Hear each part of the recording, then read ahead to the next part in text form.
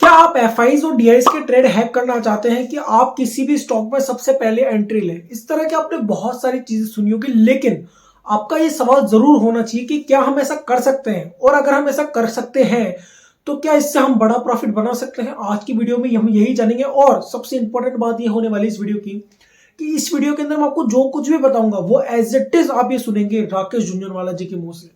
इसका मैं आपको प्रूफ भी दूंगा। तो अब नमस्कार दोस्तों, मैं हूं प्रजापत। शुरू करते हैं इस वीडियो को। देखिए, अगर आपने आज की वीडियो को ध्यान से समझ लिया तो इस नाम से कि हम एफआईज और डीआईज के ट्रेड हैक करना आपको सिखा सकते हैं, इस तरीके से आपको कोई भी बेवकूफ नहीं बना पाएगा किसी भी तरीके से। तो इस चीज के सच को जानने के लिए हमें समय में थोड़ा सा पीछे चलना होगा। बात करते हैं 2003 के। 2003 के अंदर जो निफ्टी इंडेक्स था वो 300 रुपए था। वहीं ये निफ्टी इंडेक्स बढ़ते बढ़ते 2008 के अंदर 6300 रुपए के आसपास पहुंच चुका था। लेकिन उसके बाद मार्केट में आया एक क्रैश, जिसे कहते हैं स्टॉक मार्केट क्रैश 2008 के अंदर। उसके बाद मार्केट ने केवल 7 ही दिनों के अंदर लगभग 30% की गिरावट दिखाई, जिसको मैंने इस वीडियो के अंदर समझाया है। और साथ ही मैंने इस वीडियो के अंदर आपको क्रैश और करेक्शन में अंतर भी बताया है, किस तरह लोग करेक्शन को क्रैश का नाम देकर आपको बेवकूफ बनाते हैं और उसके बाद आप स्टॉक को सेल कर देते हैं। इस वीडियो को चाहे तो आप देख सकते हैं, लिंक आपको डिस्क्रिप्शन में मिल जाएगा, वहां आगे चलते हैं। अब हम अगर आगे चले तो उसके बाद मार्केट में और भी ज्यादा गिरावट देखने को मिली। मार्केट अपनी गिरावट दिखाते दिखाते 2252 रुपए के आसपास पहुंच गया। आप डाटा ध्यान से सुन रहे हैं, 6300 रुपए की निफ्टी 2252 रुपए पर पहुंच गया, यानी कि 2250 रुपए पर पहुंच चुकी थी गिरते गिरते। लेकिन उसके बाद मार्केट ने एक थोड़ा सा बाउंस बैक लिया। मार्च 2009 से मार्केट ने तेजी पकड़ना शुरू हुई और 4 मार्च 2009 तक मार्केट जो है वो 3654 रुपए पर पहुंच गया था। लेकिन उसके 10 दिन तक मार्केट एक स्थिर अवस्था में घूमता रहा, क्योंकि उस समय इलेक्शन के रिजल्ट आने वाले थे और जो लेफ्ट की पार्टियां थी वो अलग हो चुकी थी इसके दौरान। तो 5 मई 2009 से लेकर के 15 मई 2009, यानी कि इन 10-11 दिनों के अंदर मार्केट जो है वो 3600 लेकर के 3700, यानी कि 3600 से 3700 तक एरिया तक ही घूमता रहा। और उसके बाद मार्केट में दिन आया 18 मई 2009 और वो जो कैंडल बनी, उस कैंडल में आपको सारा आंसर मिल जाएगा कि हम एफआईज और डीआईज के ट्रेड हैक कर सकते हैं या फिर नहीं कर सकते। तो 15 मई 2009 को निफ्टी का जो क्लोजिंग प्राइस था वो था 3671 रुपए 65 पैसे। लेकिन वहीं 18 मई 2009 को जो निफ्टी का क्लोजिंग प्राइस था वो था 4323 रुपए 15 पैसे, क्योंकि 16 और 17 तारीख का शनिवार और इतवार था। इस वजह से मार्केट खुला 18 तारीख को और मार्केट ने जो क्लोजिंग प्राइस दिखाई वो थी 4323 रुपए और 15 पैसे, यानी कि निफ्टी इंडेक्स ने, यानी कि उस कैंडल ने एक दिन के अंदर 651 पॉइंट्स की बढ़त दिखाई। अगर हम परसेंटेज की बात करें तो निफ्टी इंडेक्स ने पिछली कैंडल से, यानी कि 15 मई की कैंडल से 17.74% की तेजी दिखाई केवल और केवल एक दिन के अंदर। और यहां सबसे मजे की बात पता है क्या है कि वो जो एक दिन की तेजी थी, उस कैंडल ने जो एक दिन की तेजी दिखाई वो पिछले 26 दिनों की तेजी के बराबर थी। देखिए, यहां मैं कैंडल की लंबाई की बात नहीं कर रहा हूं, यहां मैं बात कर रहा हूं उसकी तेजी की, यानी कि एक दिन के अंदर जिस कैंडल ने तेजी दिखाई वो पिछले 26 कैंडलों की तेजी के बराबर थी। आप सोच सकते हैं कि कितनी बड़ी तेजी थी।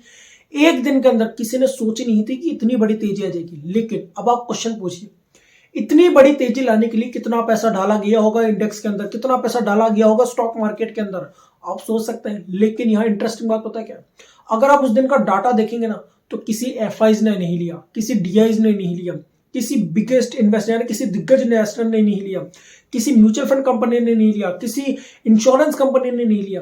तो आखिर इतना सारा माल कौन ले गया, कब ले गया, किसने लिया, कोई पता नहीं चला। आज तक ये बात नहीं पता चली कि वो माल आखिर लिया तो लिया किसने। और यहाँ पे सबसे इंटरेस्टिंग बात पता है क्या है, जब राकेश झुंझुनवाला, मधु केला जी और बहुत सारे लोगों का जो उस समय बुलाया गया टीवी पर, तो राकेश झुंझुनवाला ने एक लाइन कही जिसको आप बड़े ध्यान से सुनिएगा, left is out and the bulls are left out. अगर आप YouTube पर सर्च करेंगे राकेश झुंझुनवाला इंटरव्यू 2009 तो आपके पास वो पहली वीडियो आ जाएगी जिसके अंदर आपको ये सुनाई देगा।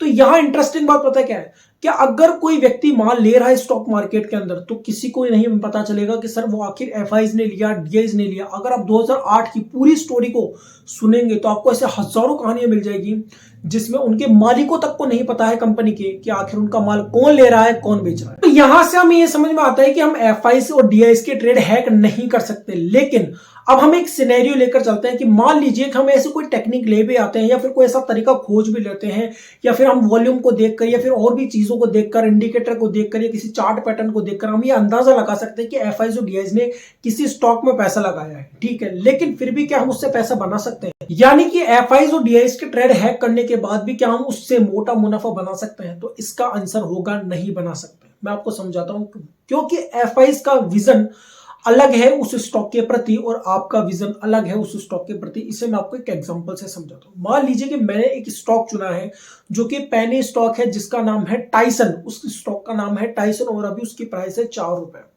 अब मैंने आज तक जितने भी स्टॉक खरीदे हैं वो सभी मल्टी बैगर रिटर्न दिए हैं ज्यादातर स्टॉक्स ने। इसके बहुत सारे एग्जांपल है लेकिन मैं आपके सामने लूंगा नहीं। आप समझिएगा मैं यहाँ पे किस व्यक्ति की बात कर रहा हूं। अब यहां पर वो जो टाइसन कंपनी का स्टॉक है वह 4 रुपए से बढ़ता हुआ जाता है 120 रुपए तक। और जिस समय वो स्टॉक मैंने 4 रुपए पर खरीदा, तो जितने भी लोग जो मुझे फॉलो करते हैं उनमें से 50 लाख ऐसे लोग हैं जो मुझे देखकर उस स्टॉक को खरीद लेते हैं। अब यहां पर वो स्टॉक 4 रुपए से बढ़कर 120 रुपए तक जाता है अगले 1 साल के अंदर।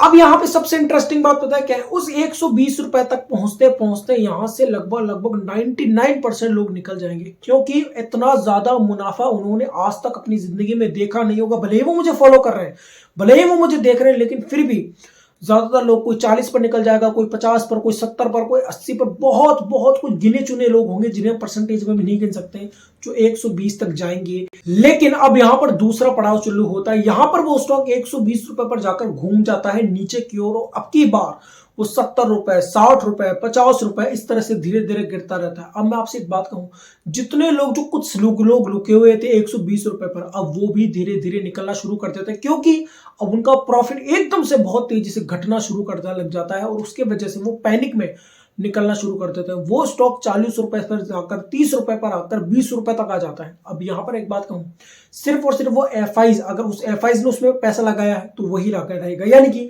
अगर मैंने उस स्टॉक को 4 रुपए पर खरीदा है तो केवल मैं ही उसे खरीद कर बैठा हूं। बाकी जितने भी लोग हैं जो मुझे फॉलो करना है किसी भी तरीके से, वो यहां पर निकल चुके होंगे, क्योंकि उन्होंने ना तो इतनी बड़ी तेजी देखी है किसी स्टॉक के अंदर, और देखी है तो इन्होंने इतना बड़ा प्रॉफिट कभी हजम नहीं किया होगा, तो वो वहां से निकल गए। अगर वो नहीं भी निकले होंगे तो जब वो इतनी बड़ी गिरावट देखेंगे, अपने प्रॉफिट को कम होता हुआ देखेंगे, तो वो वहां से निकल जाएंगे। लेकिन वो स्टॉक वापस से बढ़ना शुरू करता है और अब की बार वो 1500, 1600, 2000 तक चला जाता है। सेम टू सेम यही चीज हुआ था टाइटन कंपनी के साथ। टाइटन कंपनी का स्टॉक राकेश झुंझुनवाला ने 4 रुपए पर खरीदा, वो स्टॉक 80 रुपए तक चला गया, नहीं बेचा। जब वो स्टॉक 80 से 30 रुपए पे आ गया तो भी उन्होंने नहीं बेचा। क्यों? क्योंकि उनका विजन अलग था उस स्टॉक के प्रति। आपका विजन और उस एफआईज का विजन अगर मेल नहीं खा रहा, आप उस स्टॉक से प्रॉफिट नहीं बना पाएंगे, क्योंकि अगर आपने उस स्टॉक से प्रॉफिट बना भी लिया तो अब दोबारा आप ऐसे ही स्टॉक ढूंढेंगे, ऐसे ही पहले स्टॉक की तलाश करेंगे, और अगर उसमें आप फंस गए तो आपने जो प्रॉफिट यहां से बनाया है वो उसे वापस दे जाएंगे। इसलिए आपका विजन सबसे ज्यादा जरूरी है उस स्टॉक के प्रति। एफआईज क्या माल ले रहा है, डीएस क्या मिल रहा है, उससे कोई फर्क नहीं पड़ता। महत्वपूर्ण है आपका विजन। अगर उससे मैच नहीं कर रहा है तो आप उससे बड़ा प्रॉफिट कभी कभी कभी भी नहीं बना पाए। तो मुझे उम्मीद है आपको दोनों ही क्वेश्चनों के आंसर बहुत ही सटीकता से मिले होंगे, टू दी पॉइंट मिले होंगे कि हम एफआईज और डीएस के ट्रेड हैक कर सकते हैं या नहीं कर सकते, और अगर हम कर भी पाए तो भी क्या हम उससे मोटा मुनाफा बना सकते हैं या नहीं बना सकते, और मोटा मुनाफा बना पाएंगे तो कब बना पाएंगे, और नहीं बना पाएंगे तो क्यों नहीं बना पाएंगे। ये सारे लॉजिक, सारे रीजन मैंने आपको डिटेल के अंदर समझाया। तो ये वीडियो आपको कैसा लगा मुझे कमेंट करके जरूर बताएगा। अगर इस वीडियो से कुछ नया सीखने मिले, इस वीडियो को लाइक कीजिएगा, शेयर कीजिएगा अपने दोस्तों को, और इस चैनल को सब्सक्राइब कीजिएगा। और किस टॉपिक पर आप वीडियो देखना चाहते हैं मुझे कमेंट करके आप जरूर बताइएगा। Thank you so much.